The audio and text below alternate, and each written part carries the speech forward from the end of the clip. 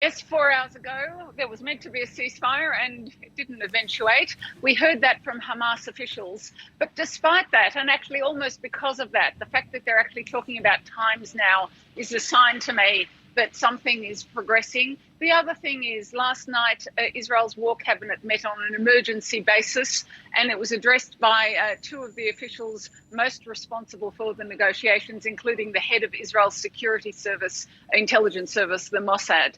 We've also heard in the Israeli media today that Palestinian Hamas leader in Gaza, Yahya Sinwar, is now back in communication with Qatar, the mediators in this deal. He had cut off communication over Israel's entry into Shifa Hospital. That's now resumed. So I think all of these things are signs now. We're hearing from players, the Qatari Prime Minister, Israel's ambassador to the US, not just journalists. We're actually hearing from players that a deal is imminent. So I would say it's edging closer.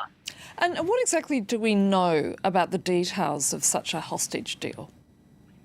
What we know is this, Annette. We understand that it would be an exchange of some 50 women and children, Israeli hostages held by Hamas in return for Palestinian women and children held in Israeli jails, an unspecified number. I've read more than 100.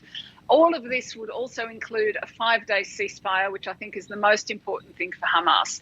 There is a discussion about Israel insisting that the mothers be released with their children, not just children. Hamas demanding that Israel stop its air reconnaissance so that they can actually get from one place to another without revealing their locations.